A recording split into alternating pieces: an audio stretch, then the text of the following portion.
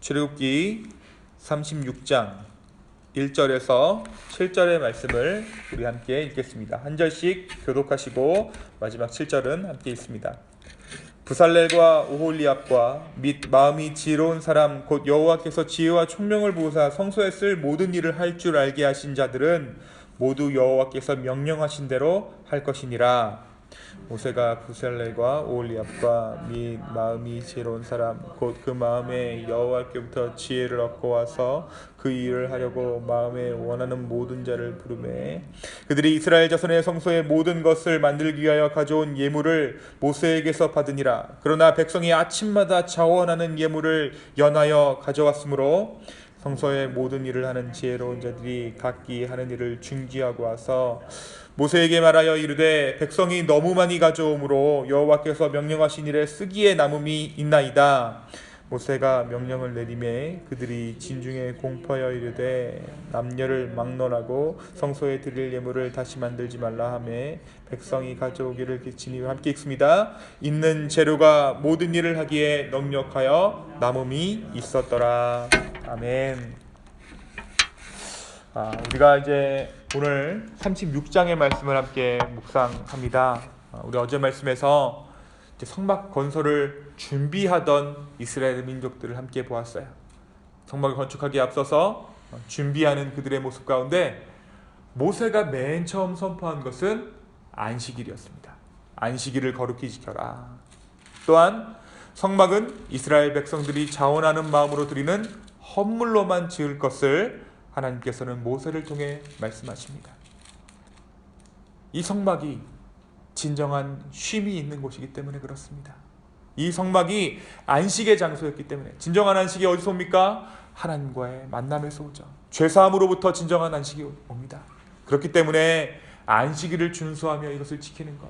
또한 성막은 어떤 자들이 옵니까? 자원하는 마음으로 죄를 회개하고자 하는 마음, 자원하는 마음으로 하나님을 만나고 하는 사람들이 성막 가운데 찾아오게 돼요.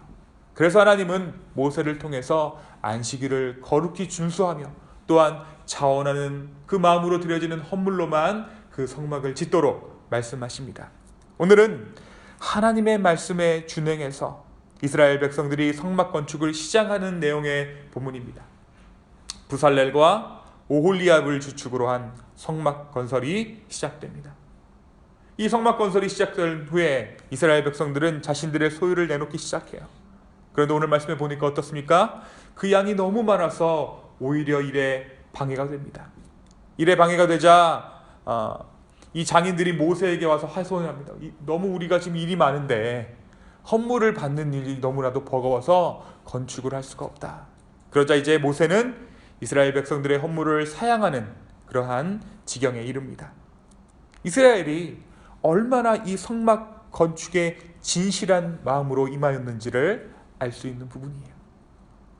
그들의 정말 물질적인 헌신과 그들의 육체적인 헌신과 또 영적인 헌신이 온전히 이 성막 건축을 위해 쓰여지고 있었다는 것입니다. 성막 건축은 부살렐과 오홀리합이라는 장인들이 주축으로 만들어집니다. 오늘 보니까 하나님께서 이들에게 지혜를 주셨다라고 말해요. 하나님께로부터 여호와께로부터 지혜를 얻고 와서 그 일을 하려고 마음에 원하는 모든 자. 그러니까 먼저 하나님께서 그들에게 지혜를 부으시고 그들 가운데 능력을 부으셔서 그들이 성막 건축을 할 수 있었던 것입니다. 비록 성막의 기물들이 이 부살레가 오홀리압 두 사람의 손으로 만들어졌지만 재료 선정부터 수량, 디자인과 배치, 위치 등은 모두 하나님께서 정해주신 대로 이루어졌어요. 이스라엘 백성들이 얼마나 분란하기 쉬운 민족이었습니까?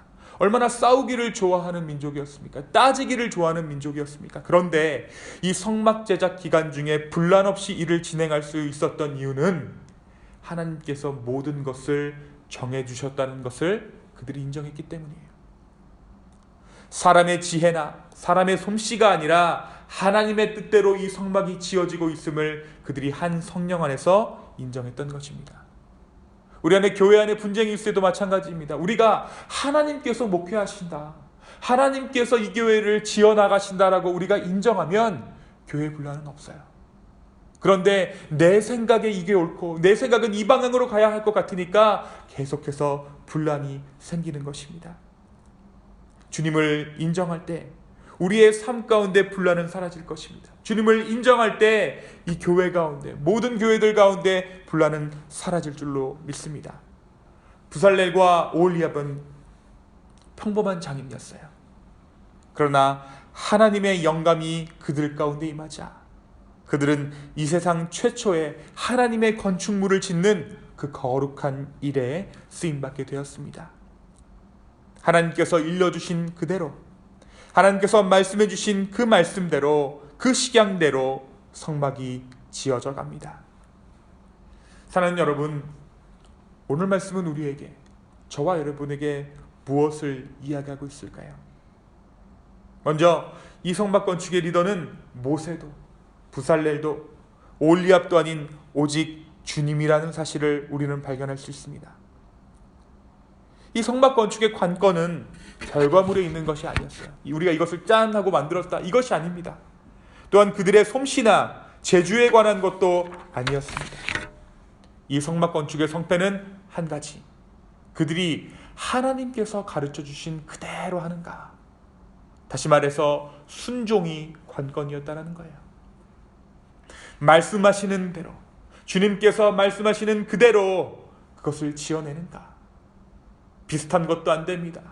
그것대로 치수가 틀려도 안 됩니다. 대충 만들어도 안 됩니다. 틀리면 다시 재료를 구해다가 처음부터 다시 만들어야 합니다. 아무리 그것을 제작하는 사람의 미적 감각이 뛰어나도 마음대로 디자인을 변경해서도 안 됩니다. 내가 보기에 여기 있는 것이 저기 있는 게 낫다 싶어도 저기에다 놔두어서는 안 됩니다. 그것은 하나님의 건물이기 때문입니다. 하나님의 성막이기 때문입니다. 사실 이 과정은 죄의 본성을 정화시키는 하나님의 훈련이었어요. 태초에 하나님이 이 창조를 하시고 나서, 이 세상을 지으시고 나서 보시기에 뭐라 그러셨죠? 좋았더라. 하나님께서 보시기에 좋았더라 하셨던 세상을 자기 마음대로, 자기 소견대로 망쳐버린 인간의 죄악, 그 죄악됨을 주님은 이 성막 건축을 통해서 다루십니다. 그러니까 내가 있으라고 한 그곳 그대로 있게 해. 선악과를 따먹지 마. 그 명령을 어겼던 그 사람들에게 회개할 수 있는, 회복할 수 있는 기회를 이 성막 건축을 통해 허락하신 거예요. 사람이 보기에 좋았더라 하면 안 된다. 내가 보기에 좋았더라야 한다. 하나님은 이 성막 건축을 통해 하나님의 창조 섭리를 가르치십니다. 흔히들 우리를, 예수 믿는 우리를 성전에 비유합니다. 이 성전이 아름다우려면 순종이 비결이에요. 누구로 인해 순종할 수 있습니까? 내 죄성으로는 안 돼요. 내가 죄를 어기려고 할 때마다, 내 마음대로 하려고 할 때마다 내 마음을 붙잡는 것, 그것은 기도함입니다.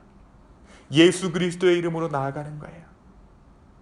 내가 보기에 아름다운 것으로 성전된 내 인생이 아름다운 것이 아니라 주님께 순종할 때 우리의 성전, 우리의 인생도 진정한 성전으로 거듭나게 될 것입니다. 그 안에 예수님께서 내주하시는 것이죠. 오늘 우리의 기도 가운데 우리의 삶을 성전으로 가꾸어 가시는 그 예수님께 순종하는, 나의 욕심과 나의 계획들을 내려놓고 주님의 계획에 집중할 수 있는 저와 여러분의 기도 되기를 예수님의 이름으로 소망합니다. 오늘 말씀에 등장하는 부살렐과 오홀리압, 이 두 사람은 사실 굉장히 평범한 장인이었어요. 부살렐은 건축가로, 그의 할아버지는 모세가 전투 가운데 기도할 때 팔을 붙들어 주던 훌이었습니다. 이 훌의 손자가 부살렐이에요.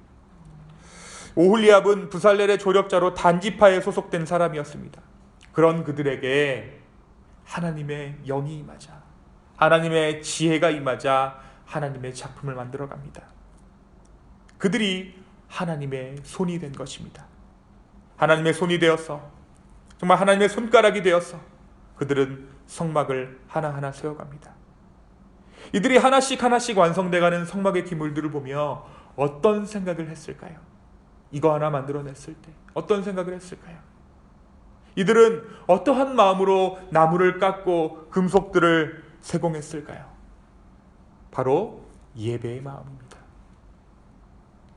이 성막이 완성된 후에 진정한 예배의 자리가 되지만 이 건축하는 과정도 이들은 주님께 예배하는 마음으로 성막을 지어갔다는 사실이에요. 예배의 마음이 무엇입니까? 주님과 동행하는 것입니다. 예배의 마음이 무엇입니까? 안식하는 마음입니다. 쉼이 있는 마음입니다. 이들은 노동하지만 예배하는 마음으로 인해 쉼이, 안식이 그들 가운데 있었던 것입니다. 사랑하는 여러분, 우리가 언젠가 완전한 모습으로, 온전한 모습으로 주님과 대면할 거예요. 우리가 먼저 가든지 하나님께서 먼저 오시든지 우리가 온전한 모습으로 언젠가 주님과 대면합니다. 하지만 온전한 그날이 이르기 전에 오늘 하루 역시 주 안에 온전한 하루여야 합니다. 우리가 예배로 하루를 드릴 수 있어야 해요. 왜냐하면 나중에 올 그날이 큰 날이기에 오늘은 대충 살자가 아니라 오늘 역시 주님께서 오고 계시는 날이기에, 오늘 역시 내가 주님께로 나아가고 있는 날이기에 온전한 삶을 살아야 하는 것입니다. 예배의 마음으로 살아야 하는 것입니다. 오늘 우리는 어떠한 마음으로 하루를 맞이하고 있습니까? 이 일 해야지, 저 일 해야지, 해야 할 일이 먼저 떠오르는 아침입니까? 아니면 주님께 안식을 구하는 아침입니까? 부살렐과 오홀리압이 성령으로 인해 날마다 새로워져 가며 진정한 쉼을 누리며 주님의 일을 감당했듯이 저와 여러분 삶에도 주님의 충만함이 있기를 살아계신 예수님의 이름으로 축원합니다. 이 시간 함께 기도하시겠습니다. 살아계신 주님, 이 시간 온전히 주님을 바라봅니다. 우리를 온전케 하시는 주여, 이곳 가운데 임하시고 이곳 가운데 함께하여 주십시오. 하나님의 영이 우리 가운데 임하였을 때 주님, 우리가 주님의 손으로 마땅히 오늘 하루를 감당할 줄로 주여 믿습니다. 주님, 우리의 삶 가운데 진정한 안식이 있게 하시고 진정한 쉼이 있게 하시고 무엇보다 하나님과 충만한 교제함이 있을 수 있도록 주여 축복 더하여 주시옵소서. 주님 감사합니다. 모든 말씀 살아계신 예수님의 이름으로 기도하였습니다. 아멘.